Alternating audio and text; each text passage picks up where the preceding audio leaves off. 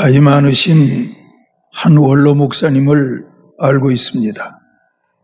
가끔 그분이 저와 전화를 하게 되면 귀가 잘 들리시지 않으니까 다시 말해 뭐라고 말했어요? 이렇게 말씀하실 때가 있어요. 근데 그분은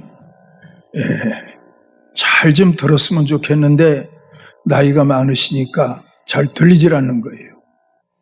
시내에 있는 어느 작은 병원에 가서 진료를 받게 되는데 그 의사 선생님 하시는 말씀이 노안으로 생긴 안 들리는 것이니까, 노안으로 말미암아 잘 못 들으시는 거니까 그냥 사세요. 살 만큼 사셨잖아요. 그 목사님 자녀들이 다 성공하고 잘 됐어요. 자녀들이 전화를 하셨나 봐요. 내가 이러해서 잘 안 들려서 시내에 있는 어느 병원에 갔더니 그 병원에서 이제 나이 많으니까 노안으로 이렇게 안 들리시는 거니까 그냥 지내라고 한다 했더니 아들이 그래요 하더니 현대아산병원에 예약을 해서 그 병원에 가서 진료를 받게 돼요. 그 유명한 박사님이 그 목사님 진료를 담당해서 여러 가지로 진단하시고 말씀하시는데 나중에 무슨 말씀으로 마무리하시냐면 귀가 잘 들려서 돌아왔다고. 작은 병원에서는 노안이니까 그냥 지내십시오 그랬는데 큰 병원에 가니까 의사가 금방 진단하더니 원인을 발견하고 치료해서 자기를 잘 듣게 해줬다고 그래요. 저한테 하시는 말씀이 아프면 큰 병원 가요 그러시더라고. 자, 우리 옆 사람한테 인사해봐요. 큰 병원 가요. 그거 하기 싫으면 하나님 앞에 가요. 시작. 그러면 큰 병원도 안 가고 하나님 앞에도 안 가고 그렇게 여러분들이 대단해? 뭐 이렇게 이것 좀 하세요 하고 어떤 말을 여러분들에게 하라고 하면 큰 병원 가세요 하면 큰 병원 가면 되는 거고 그 소리가 안 나오면 하나님께 가세요 그러면 하나님께 가세요 하면 되는 건데 그걸 못해요? 여러분 우리는 지금 하나님께 왔잖아요. 그렇죠? 하나님께 왔어요. 하나님을 대면해서 예배드리고 있는 거예요. 유명한 대학병원에 큰 병원에 교수 박사님을 만날 때도 긴장하잖아요. 긴장하면서 그분이 내게 어떤 말씀을 하시려는가 긴장해서 듣잖아요. 마찬가지로 그런 유명한 의사보다 비교할 수 없이 크신 하나님을 우리가 영적으로 지금 만나고 있는 시간이잖아요. 그러니까 이 시간이 긴장해야 돼요? 안 긴장해야 돼요? 긴장해야 되죠. 찬송 부를 때도 마음과 뜻과 정성을 다해 긴장하여 찬송 부르고 신앙 고백할 때도 그렇고 기도할 때도 그렇고 우리가 정말 전심으로 하나님을 향할 수 있는 예배자가 될 때 하나님은 우리 예배를 기뻐 받으시고 여러분과 저의 마음 가운데 평안함을 주시는 거예요. 그 평안함이 오면요 모든 걸 구체적으로 구하지 않아도 다 돼요.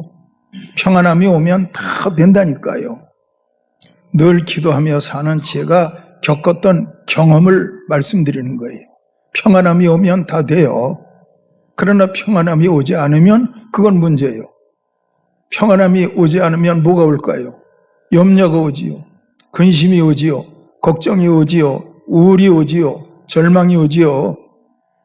여러분, 여러 안 좋은 것들이 여러분들 마음 가운데 찾아와서 여러분들의 마음을 영적 쓰레기로 가득하게 한다니까. 그런데 여러분, 하나님의 말씀 잘 들으면 평안한 마음이 오면 가정도 평안하게 잘 되는 거예요. 나도 모르는 사이에 병도 떠나가는 거예요. 사업하는 분들은 그 마음 가운데 평안함이 오면 그 하는 사업도 내가 생각한 것 이상 하나님께서 잘 되게 하시는 거예요. 잘 되게 하신다니까요. 그 잘 되게 하심이 여러분들이 좋아하는 요한 3서 2절이잖아요.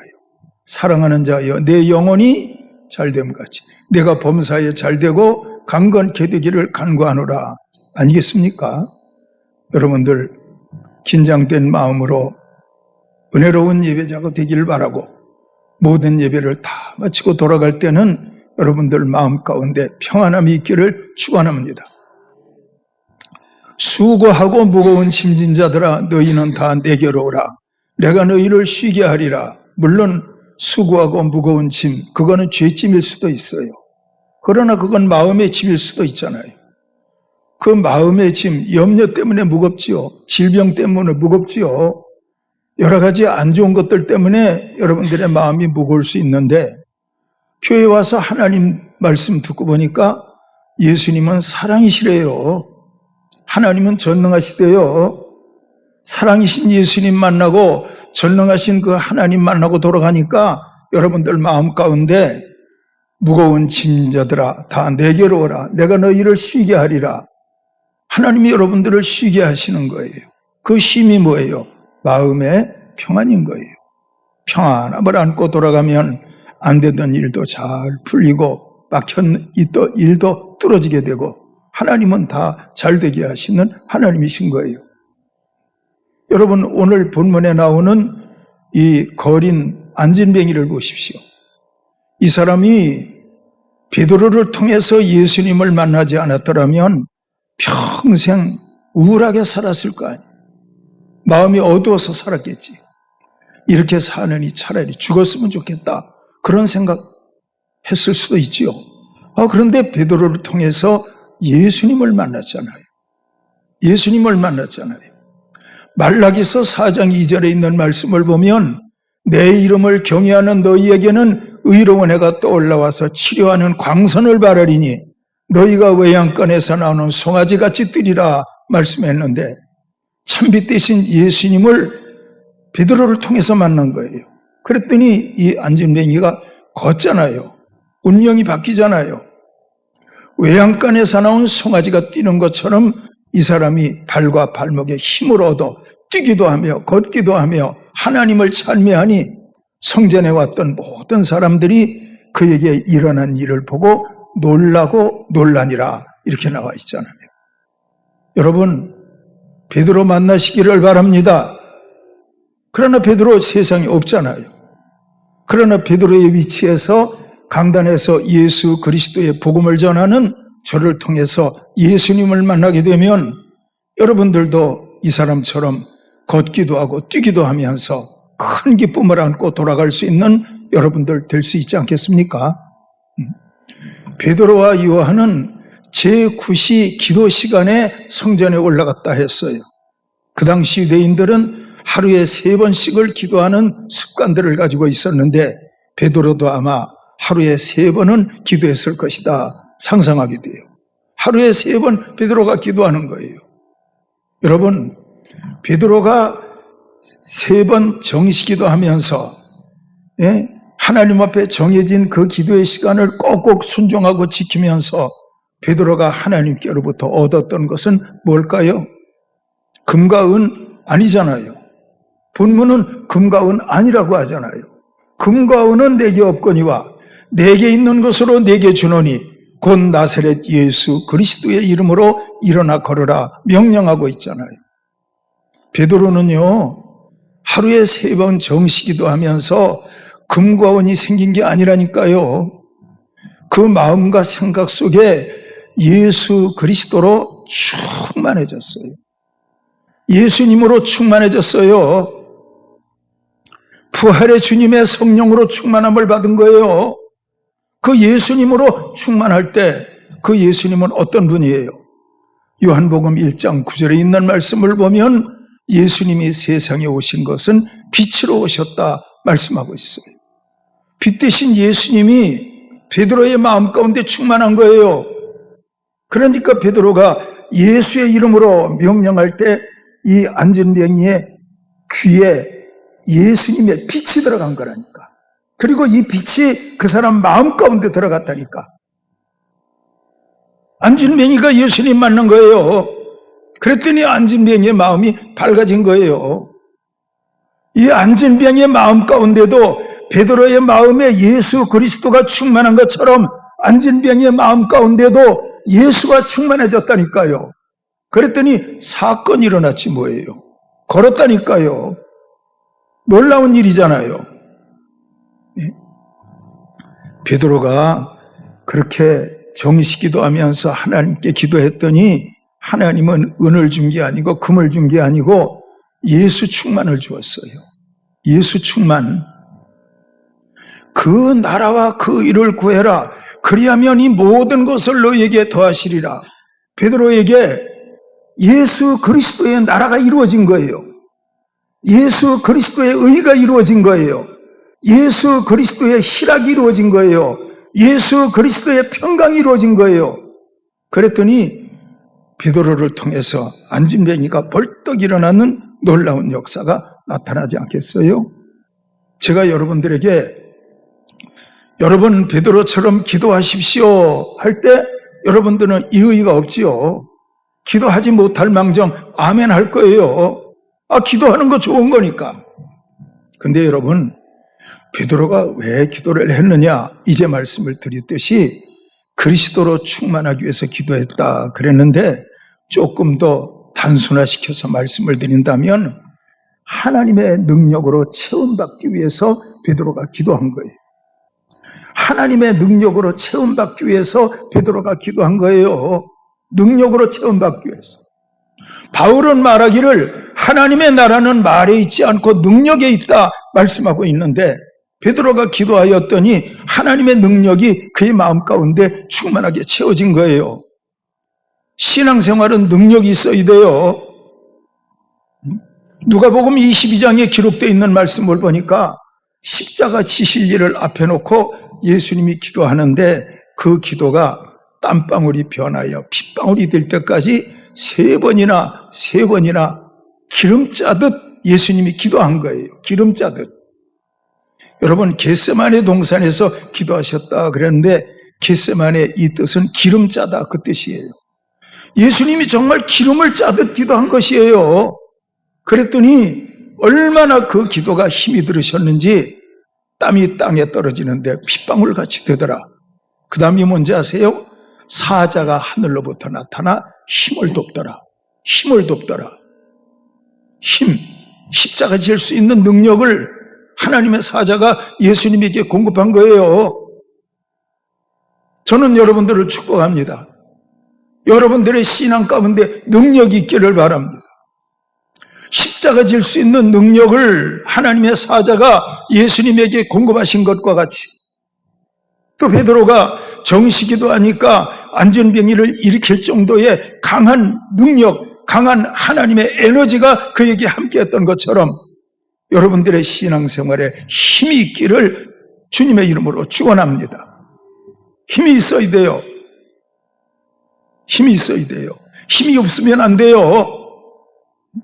하나님의 나라는 말이 있지 않고 능력이 있어요. 힘이 있어야 된다니까요. 히브리서 4장 12절에 있는 말씀을 보면 하나님의 말씀은 좌우의 날선 검과 같이 예리하여 좌우의 날선 검 예리하여 관절과 골수까지 찔러 쪼개며 하나님의 말씀이 힘이 있으면 관절과 골수까지 찔러 쪼갠다니까요. 그 사람을 막 파고 들어가는 거예요. 하나님의 말씀이. 그 사람 마음 가운데 있는 모든 죄가 드러나는 거예요. 파고 들어가면서 예리한 검처럼 하나님의 말씀이 그 사람을 쪼개고 들어간다니까요. 그게 바로 권세 있는 하나님 말씀이에요. 힘 있는 하나님의 말씀이에요. 베드로가 힘이 있었거든요. 은과 금은 없어도 예수 그리스도로 말미암은 권세가 있었다고요. 힘이 있었다고요. 오늘날 예수 믿는 그리스도인들 힘이 있습니까? 코로나를 통과하면서 많은 교회들이 소멸된다. 많은 성도들이 믿음에서 떠났다 그래요. 그건 뭐예요? 떠난 그 사람들의 신앙에는 힘이 없는 거예요. 그들의 신앙은 헛개비예요. 허수아비라니까요. 그러나 여러분들의 신앙이 평소에 예수 그리스도의 에너지, 예수 그리스도의 영적인 힘이 여러분들과 함께하면 코로나보다 더 큰 어려움이 우리에게 불어닥친다 할지라도 우리의 믿음은 변함이 없는 거예요. 믿음이 변함이 없다고요. 여러분, 저는 요즘에 요한복음 6장에 있는 말씀을 가지고 새벽 설교를 하고 있는데, 요한복음 6장 처음 부분에 보면 예수님께서 가버나움에 몰려온 사람들을 향해서 뭐라고 하시느냐?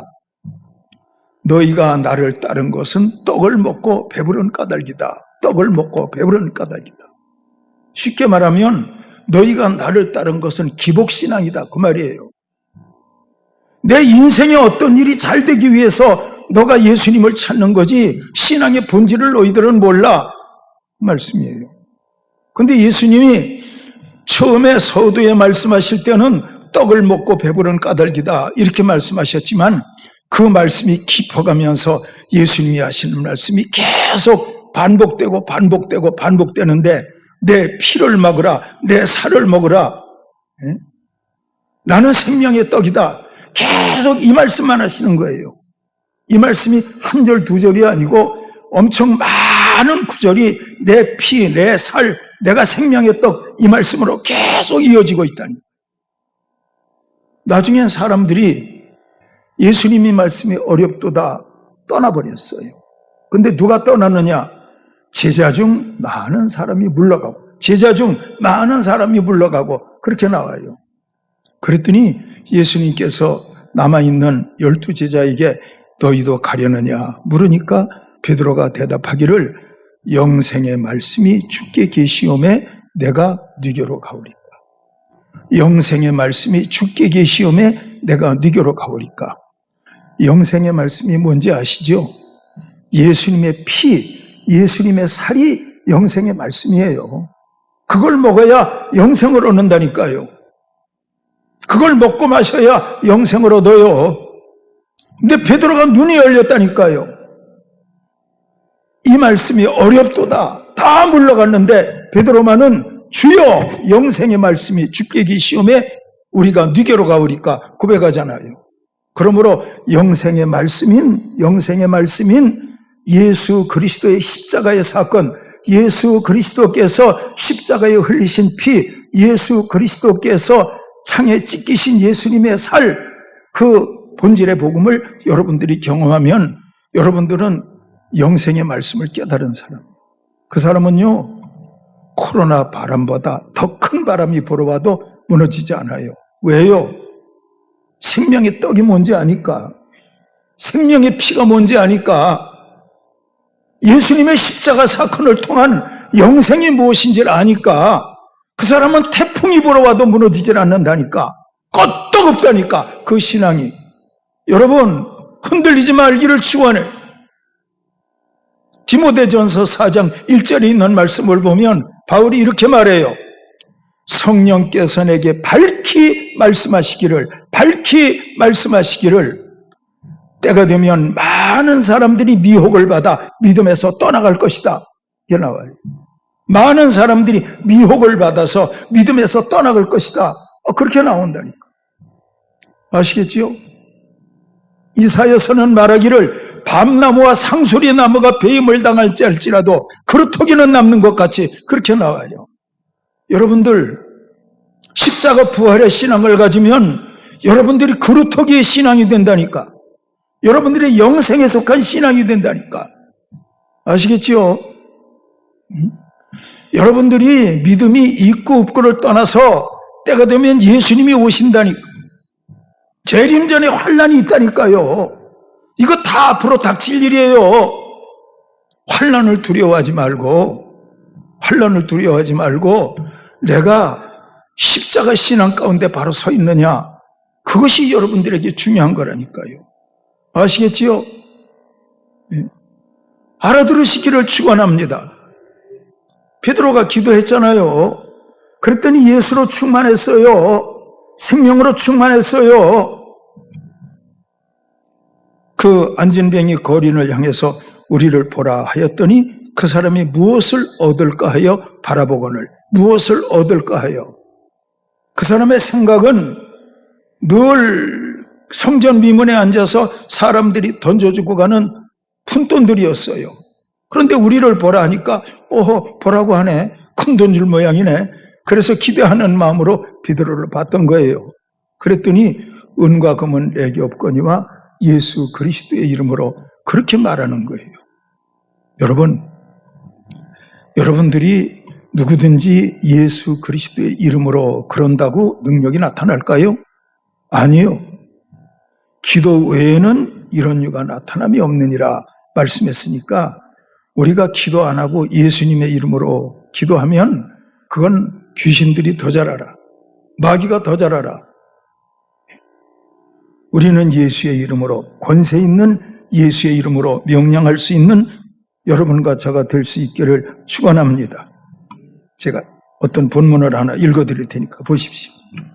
사도행전 19장 12절인데 사도행전 19장 12절인데 심지어 사람들이 바울의 몸에서 순수건이나 앞치마를 가져다가 병든 사람에게 손을 얹은 즉 그 병이 떠나고 악귀도 나가더라. 바울이 순수건이나 앞치마를 가져다가 놔도 병들이 나갔다 그랬어요. 귀신이 떠나갔다 그랬어요. 그 다음 절에 보면 이에 돌아다니며 마술하는 어떤 유대인들이 시험 삼아 악귀 들린 자에게 주 예수의 이름을 불러 말하되 내가 바울이 전파하는 예수를 의지하여 너희에게 명하노라 그랬대요. 다음 절 보면 14절에 유대의 한 제사장 스게와의 7 아들도 이 일을 행하더니 악귀가 대답하여 가로되 내가 예수도 알고 바울도 알거니와 너는 누구냐 그랬대요.